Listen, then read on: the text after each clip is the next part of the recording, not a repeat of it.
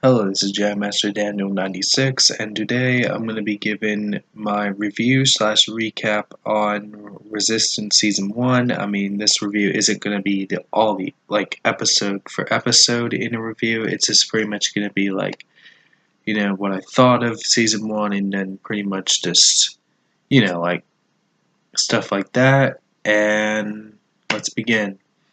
Well, with Resistance Season 1, as I did discuss this on the Star Wars Enthusiast podcast, which you can go check out on SoundCloud, and pretty much get my thoughts on this. As when I think I said this, as Rebels was ending, I was figuring we were gonna get a show that was set before The Force Awakens, which for me, I was kind of hoping we would get a show that was you know, like kind of like it would cover a whole good span of the 30 years between Return of the Jedi and The Force Awakens. But as I know, as in the spring of 2018, we would get a thing called Star Wars Resistance, and then it kind of was obvious, but I feel like with this, it's really close to the events of The Force Awakens, and pretty much, the show starts about 6 months before the events of The Force Awakens, and then season one gets closer as the show progresses. It gets closer to the events of The Force Awakens, and the last few episodes are set during the events of The Force Awakens because Kaz gets to witness Starkiller Base destroying Hazian Prime, which that is the city planet in The Force Awakens. For those who are wondering, not Coruscant. For those who don't know, and I pretty much knew this a couple years ago when The Force Awakens came out and stuff, and so you pretty much have that, and then as the premise of the show, Kaz is a spy for the Resistance, and he goes to the Colossus and stuff, which he's sent on a mission with Poe Dameron, and Poe, leaves him and stuff, and then he meets Yeager, Niku, Tam, and all them, and they work on the Fireball, and then, the Colossus is on a planet called Castellon, and then it's pretty much like racing and stuff, and Kaz is, in a race and all that. And pretty much when it got to the mid bit, at the first half of kind of season one, when it was all the racing and stuff, I was kind of bored. This is where I feel where the first half of season one is slow when it's on the racing part. Because I feel the second half gets better, because I just feel there's more to it. There's just more to it with the second half of season one.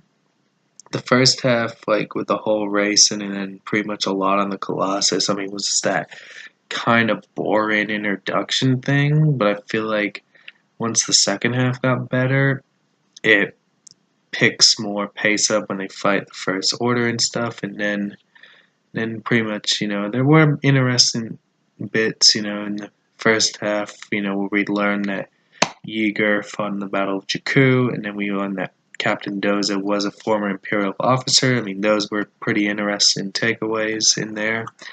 And then, in it, I kind of got a little bored with the first half. I was just getting tired of the race, and I was kind of, I think I said this on the podcast, I was questioning, can this show succeed if it's too much racing? Because I know that was when we would get all the trailers for stuff when we first when they first showed the trailer for the show, because I wasn't too excited, and I know there was a big backlash with it. Everyone thought, oh, it should be about the Resistance, not racing. And then kind of when we would see the show, it kind of had that bit, and then as it progressed, I feel it gets much better. I feel Resistance, once it, as I said, once when you get to more, I just think things got more interesting at times. You have the children from Tahar, which we learned that Kylo Ren killed their people and stuff. And then, on a side note, Captain Phasma appeared in a few episodes, and she doesn't really do much. Because I remember, walking out of The Last Jedi, saying how much of a waste she was in The Last Jedi. Like, she was even wasted in both The Force Awakens and The Last Jedi, and she doesn't do much there, and she doesn't even do much in Resistance, which is kind of weird, in my opinion. Like, I mean, you have the Phasma book, and that fleshes out her better.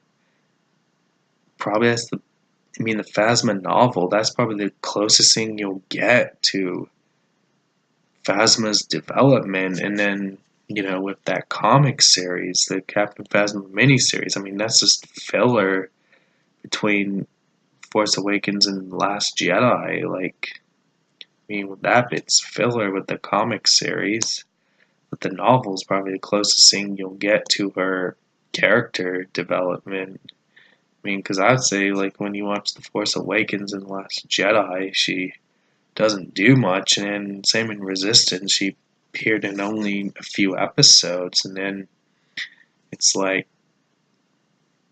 they haven't done much with her, to be honest. Like, she's still wasted, like she was in the movies, like for Resistance, and then that's the bit. And then you have a gold stormtrooper called Commander Pyre.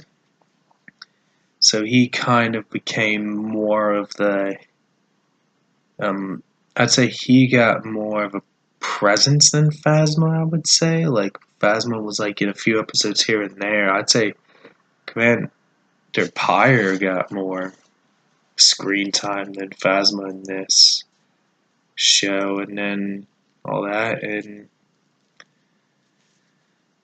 also, I mean, from the other characters from the movies, I mean, Leia barely, appeared in a few episodes. I mean, in the first episode, and then she appeared in a hologram near the end, and then Poe Dameron appeared in a few episodes. So that's pretty much as it. I mean, you maybe in season 2, because I feel like, because where season 2 is going to probably take place during The Last Jedi and after The Last Jedi and before episode 9, then maybe, we'll see Kaz meet Rey and Finn, maybe, in Rose. Like, he could meet those characters, which,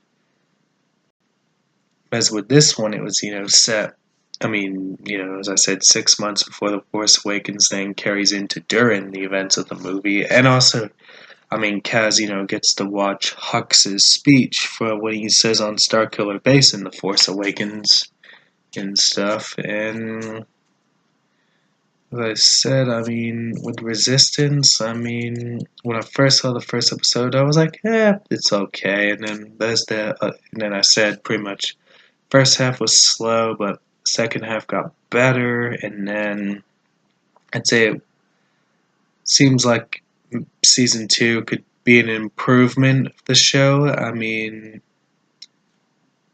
I'd say I'm hoping, season 2 could be better, and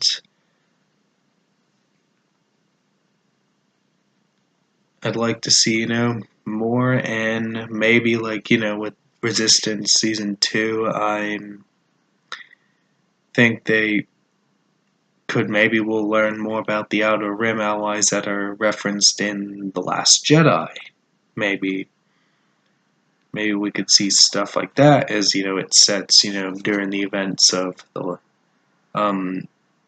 Last Jedi, and then maybe, we could have Zay and Shriv from the Battlefront 2 Resurrection DLC. We could see stuff like that in Resistance Season 2, and I think, we'll probably, see more stuff in Season 2, and Season 1, just, pretty much you have that slow kind of show introduction, then I'd say it started a bit on a mad note, and then, maybe a middle note, and then you kind of had that low note in the first half, then I'd say it ended on a high note, season 1, and then hope, season 2 will be better. And definitely also when I said about the trailers, I know I did talk about this on the channel with the trailer. I wasn't very, like, hyped up for it. you know, like when I saw the trailer, I mean, the announcement kind of got me excited because I know, like, after The Last Jedi and then when Rebels was appearing, you know, finishing up, I was eager to know what the next animated show was and stuff. And pretty much, you know, I've enjoyed the Clone Wars, I've enjoyed Rebels, and